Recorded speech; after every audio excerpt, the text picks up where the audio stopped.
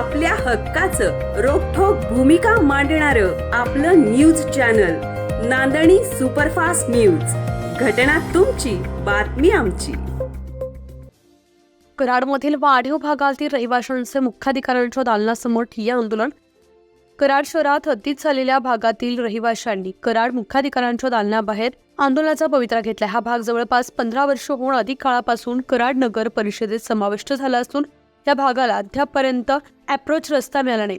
त्यामुळे या भागातील रहिवाशांना मोठ्या कसरतीनं या भागात ये-जा करावी लागते। अनेक वेळा या भागातील नागरिकांनी नगरपालिका प्रशासनाकडे रस्त्याची मागणी केली, मात्र नगरपालिकेनं त्याकडे दुर्लक्ष केल्यानं आज त्या भागातील रहिवाशांनी मुख्याधिकाऱ्यांच्या दालनाबाहेर आंदोलन केलंय। या रहिवाशांनी या भागात रस्त्याची सुविधा नसल्यानं घरी पाहुणे सुद्धा येत नसल्याचं सांगितलं। तसेच लाईटची सुविधा नसल्यानं महिला वर्ग रात्रीच्या वेळेस या भागात ये-जा करू शकत नाही। सुरक्षेची सुद्धा या ठिकाणी वानवा असल्याचं सांगितलं। वाडी भागातील रहिवाशांनी ठिय्या आंदोलन केल्यानंतर पालिका प्रशासनातील अधिकाऱ्यांनी त्यांची मनधरणी करण्याचा प्रयत्न केलाय।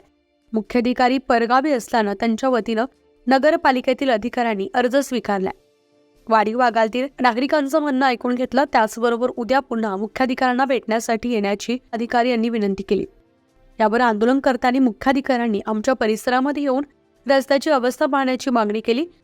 तुर्तास तरी ते आंदोलन थांबवलं असलं तरी येणाऱ्या काळात अप्रोच रस्ता मिळाला नाही तर या भागातील नागरिक आक्रमक होण्याची शक्यता या आंदोलनामुळे निर्माण झाली आहे।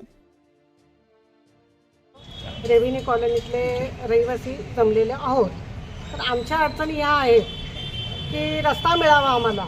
आमच्या 2-4 पिढ्या मागं गेलेल्या आहेत। आमच्याकडे पाहुणे यायचे सुद्धा बंद झालेले आहेत। गाड्या त्यांच्या चांगल्या असतात, आम्ही घरदारं एवढी चांगली बांधलेली आहेत, गाड्या घोड्या आहेत, सगळं आहे, पण तुमच्याकडे यायला साधा रस्ता नाही असं म्हणतात आम्हाला। व्यवस्थित पाणी नाही आहे, लाईट नाही आहे, कचरा गाडी व्यवस्थित येत नाही आहे रोजच्या रोज।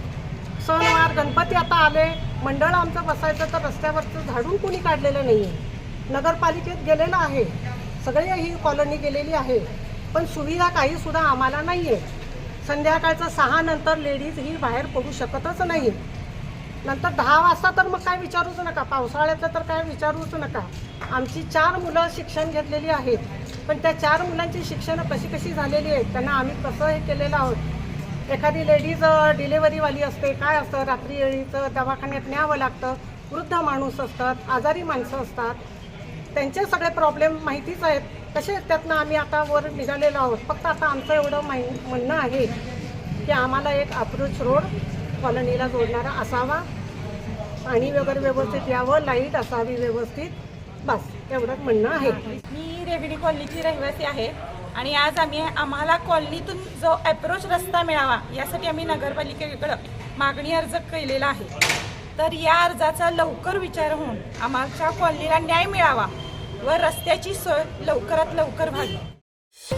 आपल्या हक्काचं रोखठोक भूमिका मांडणारं आपलं न्यूज चॅनल नांदणी सुपरफास्ट न्यूज।